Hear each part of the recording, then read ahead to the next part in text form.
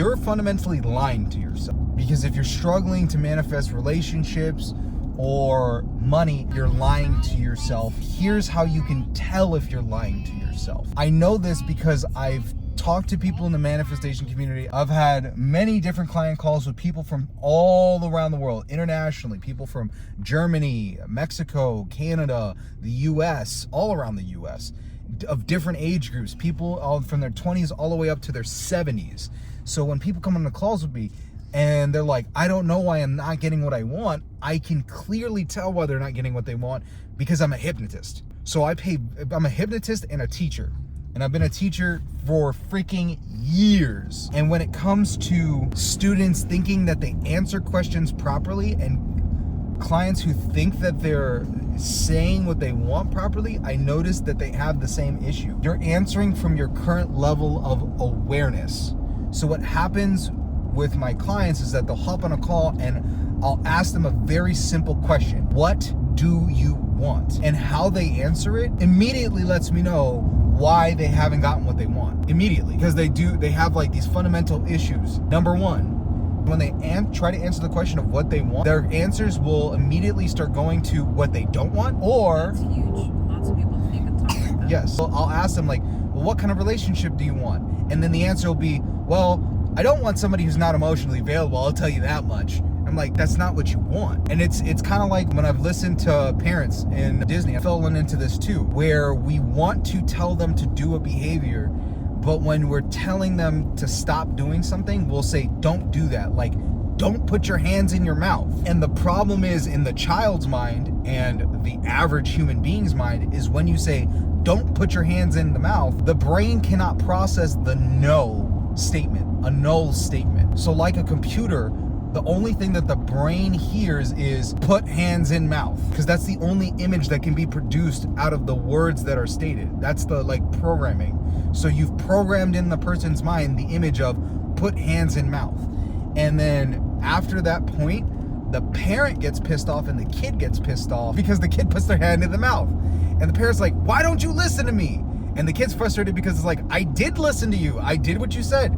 I heard the statement, put hands in mouth, and I put my hands in my mouth. So both of them are angry, but the problem was fundamentally that the language, the code, the programming that came out of the person's mouth did not match the intention. And that happens very often. So I'll have people who come to me who've been studying manifestation, and when they think that they're matching the intention with the proper thing, which is I'm saying what I want, but when in reality what they're saying is the equivalent of don't put your hands in your mouth. So I ask, what do you want? I don't want somebody who's ghosting me, or they'll start off good and then they'll drift into it. I want a caring, loving relationship, and I don't want them to be emotionally unavailable, and I don't want them ghosting me, and I don't want them to use me. And it's like, wait, you started off good, but then you drifted. So the person will either start off wrong or they'll start off correct and then drift to the wrong. And then more of the mental energy is spent in the wrong direction. And then they'll maybe say a right thing again, but then they'll drift off into the wrong direction. If you were grading a person on a test, they'd be like, I got the right answers, but it's like, yeah, but most of the answers that you put down on the test are wrong. That's why you failed. It doesn't matter if some of the questions are correct on the page. If a majority of the questions are answered improperly, you're still going to fail. The same thing happens with manifestation or with relationships. You need to be getting a majority of the answers right to end up getting a passing grade. You can't just have it 50%. You got to have more than 50%. Because 50% is still a failing grade. You can get half the questions right and still end up failing class. We have to get over half. There needs to be a majority. I like that analogy. I don't think I've talked about that before as a teacher. It's a good one. Other issue that shows up is that people will focus on the how and the when. So they'll start talking about what they want, and they'll be like, you'll be like, you know what? I want my relationship to be good, but I don't know how. I want a guy. They'll do the thing correctly. They'll literally say, I want a guy who's healthy, who's, you know, a provider, who wants to be there, who wants to be in a committed relationship, who wants to take care of me, who wants to have kids so that we can have this loving, caring experience together. I want us to travel and enjoy. And then the question immediately goes to if it's a specific person, but I don't know how he's going to come back. Like, how is he going to come back? We're not talking. We're on no contact. Or the person goes, oh, I don't know how I'm going to find that person. Like, because all the other guys that I've been with have been like terrible. I don't know how that's gonna, and they immediately end up derailing the process because the focus goes from what's correct and what they desire to how it's supposed to show up. And the funny thing is, you will never know that answer from the state that you're in right there. You'll find it out later, but the how only makes sense afterwards when you're looking back in hindsight. So it's not up to you to figure out the how. The how is irrelevant. Just like with figuring out directions on a GPS.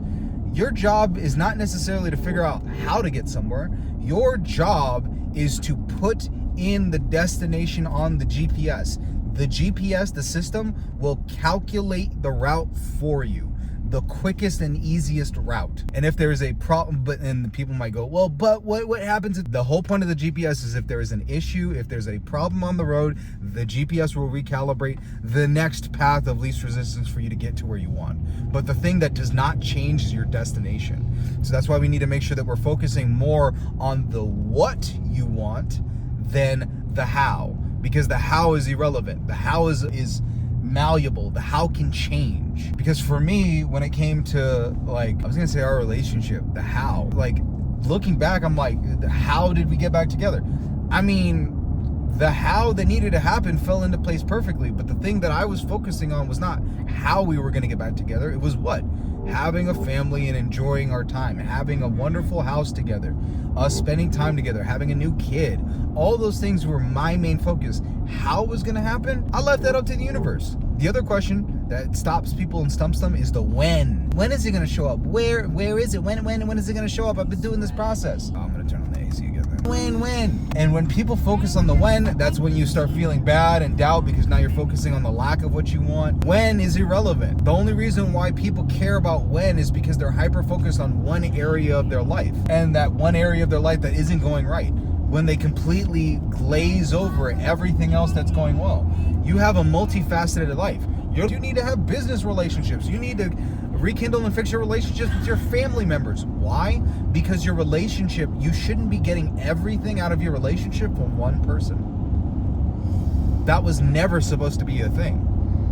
I don't think that ever existed in history. Has there ever been a single point in history where you get everything from one person? Adam and Eve. No, I'm kidding. No, I mean, even in that case, you had the snake, and then you had God in this situation. Yeah, I know. They had God. I'm being facetious. I know you are. But they had God. They had conversation. They were talking to the dude. They were hiding from him. Yeah. So they were direct communication. So even they weren't alone. That's why it was like, yo, get out of my house. Y'all out here wearing some plotting on me, eating my special fruits. Which, oddly enough, the interpretation for people is always apples, but they never wrote apple in the book. They never said what the fruit was. So the depiction, it could have been, and my joke for one of my stand-up shows was that it could have been a banana. It's like, how did they know that they were naked? I mean, it feels like also it's like more deliberate, because like an apple, you bite out of it, but like a banana, like that's, you gotta peel it. That's you have to peel it, right? Yeah, you have to. Concerted effort. Like at any point you could have been like, should I do this? But an apple's just like something to think about. Yep. What, baby? You like your cafe move free? I love it. Good. Nothing like a lukewarm cold, baby. It's a flavor experience. It's delicious anyway. It's great. Cheers to you. Thank you. To Cheers bananas. to you. Mommy, daddy, baby, and bananas.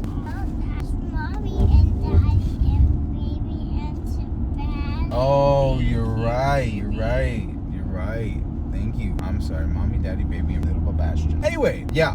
So when? Oh my God. Like, erase that out of your vocabulary, because that means that you are not enjoying your life as it is. The only time I've ever heard people complain about when is if they're not enjoying their current life.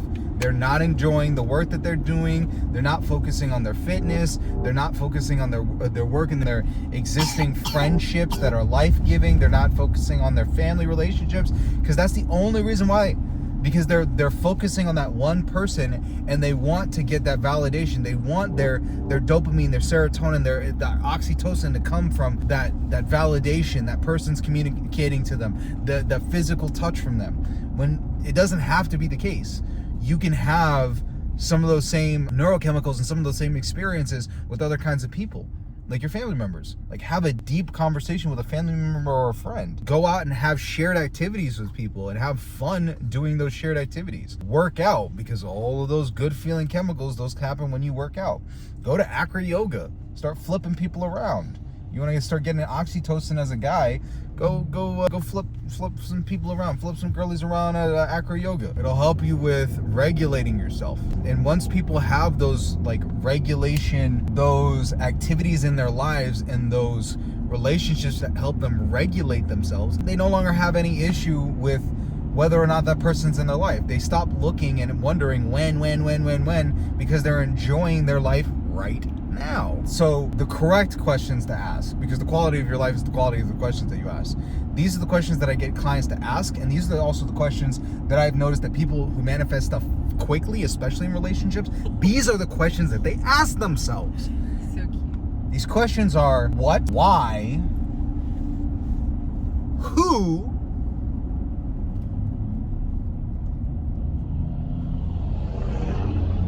there was another one. I had another one. It was what? Who's the man? Who's the man? Just kidding. Who's the man? So why, who, and where? Where was the other one? Where? So what? Get very clear on what your what is. Excuse me. The people who do this properly will ask the question, what? What is it that I want? And instead of answering the question as in, because there's two ways to answer that. What? What do I want? Which is focused on like, what do I not want? No. We don't want to have negation words. So make sure if you're saying what you want and it's a negation word, you're doing it improperly. You need to make sure that it's very clear and affirmative. What is it that I actually want? I want a partner who is like this, fit, happy, they communicate well. We have shared activities. What are those shared activities? We like hiking together. We enjoy this, that. Like, what are your values? What are your negotiables and what are your non-negotiables? What are the values that this person has that is non-negotiable? I have to have this. So the what of the person and the what in the relationship. Just like if you're, and erase your specific person out of your mind, because that is another thing that messes people up when we talk about the what or the who in the relationship, is that they start answering the question, but they'll be like, hey, and this person had it, but they don't have these qualities. I'm like, no, it's not what I asked. Because you're answering the question about a specific actor. I don't care about the actor. Tell me the character for your story. You're making the story of your life. Give me the character. Give me the role. Give me the scenes that you see this character in, that you as the protagonist are experiencing with this character. That's what I want to know. The actor, the one that you have in mind, may be perfect for the role, or there may be somebody that's better. But the thing that's most important is, what is the role of the person? What are the qualities that this character has? Next is why. Why does this actually matter to you? Why do you want this thing that you want to create in your life? Why do you want this relationship? There are two ways. This is really interesting, baby. I got this. There are two ways that people answer the why question. One of them focuses on the past, which is more focused on why I want this new reality, or why I don't want the previous thing. Why do I want to have something different from what I had before? And that's fundamentally the wrong direction. The correct direction is, why do I enjoy this dream reality? Both focus in two different directions. The why justification is focused on the past. The other one is focused on the future. So one direction is, I'm trying to justify my desire. One's justification, the other one is creation. I'm not trying to justify why I want what I want. I'm creating something new instead. I'm not focused on memory of what's happened before. I'm focused on my imagination. I'm focused not on the negative feelings, I'm focusing on the positive feelings. Because when the why is pointed in the correct direction, the person gets it right. What I've noticed is that when people answer the question, what they'll give like small little strokes of the correct picture, but then they'll give photo negatives of previous experiences. They're basically telling me their memories of things that have happened before, things that they haven't let go of. And I'm like, the photo negative is only meant to be inspiration for the actual photo that you want to create. You do not need to give me the photo negative. I don't care about the photo negative. I want the final photo of what you desire. The photo negative is just supposed to give you the broad strokes of space and composition of how you want your life to be. Don't give me the photo negative. Give me the positive. Give me the final picture. And that requires people to stop and think. Don't just immediately tell me the story of what happened. Think about the story of what happened and then take the time to think and develop so that you can give me a final picture. And it doesn't need to see the light of day. If you take a photo negative, you ruin the final picture. Photo negatives are probably the best example because they need to be developed in the dark. They need to be developed alone. They have special chemicals. It's a special process. That's why we do stuff like journaling. That's why we spend time thinking, dreaming, imagining, because ultimately what we're supposed to do is we need to develop what is that final image in our mind so that we can share it out with the world. The final product. I talked about that. What if you use like an analogy like a GPS? I did for the other one. Oh yeah? Yeah, the GPS. Like, I want to go to Disney World, but I don't want to go to the dentist. I don't want to go to the dentist. I want to go to Disney World, but I don't want to go to the dentist. It's like, well, the voice activation on the GPS. The ugly mall. Yeah, the ugly mall. The thing is, the GPS is listening. So the GPS is just picking up on these destinations. Like, oh, so you want to go here, here, and here. Based on your search. Exactly. It's like, wait a minute, I didn't want to go here. Well, it's like the GPS doesn't know the difference. So stop saying it. That's a big one. You have to stop saying it. People want to justify why they want something different and they feel compelled. I have to explain it to people. People have to understand what I'm going through. And it's like, no, they do not. Stop saying it. Because people talk about, oh, the old story, slip into the old story. No, you're just addicted to telling people about what you've been through. Stop it. Get some help. And if you want some help, link in the bio to work with me. Stop. I'm going to put the Jordan thing there. Stop. Get some help. Oh, you gonna make a sound now because we stopped the car? It's like, we're not moving no more. So I'm gonna make some noise. What else? Oh, the other ones. The who. Oh. The who that's important is, who do you want there with you? And the who may not necessarily be your specific person, especially if you have other memories or other emotions that haven't been processed. You shouldn't include them in your imaginal acts or what you're imagining, because then you're kind of like muddying the waters. The who could be other people that you care about, like your friends or your family members, which is why it's important to spend time with them, because then you could bring those people into your imaginal acts. Like, oh, I talked to this person about my significant other. And if you don't have somebody who you could do that with, then you have a problem that needs to be solved. Go get some friends that you could talk to you about your relationship. Hopping them out. Yeah. Okay. The other one that's important with the who is, who are you? Who does your identity become when you make the decision that I'm going to go into this new reality? I'm going to go into this new relationship. So like, who are you? Who are you? Like with Alice in Wonderland. Because the person that needs to change fundamentally for you to get what you want is not anybody else outside of you. Even if it's a relationship, the other person doesn't need to change. You need to change. All right, why are you putting the Mickey ears on them? The where is pretty simple. Where are you going to be? Where are locations that make the most sense for you to be, that let you know that you're in the wish fulfilled? And the best locations are locations that you've been before. So like scenes that you've already constructed, that you have memories of. So family members' houses, restaurants that you've been to, really great locations that have like positive emotions attached to them. Because when you go through the process of imagining your dream desired reality, it doesn't require you to construct a new location. What? It's okay. He's gonna drink some booby. Yeah, that's like a big hack there, is instead of trying to reconstruct a new reality for your relationship and then also trying to place yourselves in Paris and you've never been to Paris before, that requires much more mental energy. It's kind of like making a movie. Best way to make a movie is to make use of the sets and locations that you already have access to in the beginning. Because if you're making film, if you have tons of different locations, it's going to cost you more. And if you're making a low budget indie film, you need to use what you have access to. Because when you spend your less money on that area, you can spend more money on better actors and a better crew. You can get your desired actor. Do you know your shoe's in there, mama?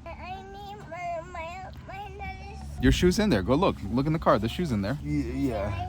Anyway, that's it. I'm gonna get the family out of the car. That's what I noticed with people who are struggling with manifesting what they want. You make those changes, then you'll have no problem having the kind of relationship that you want.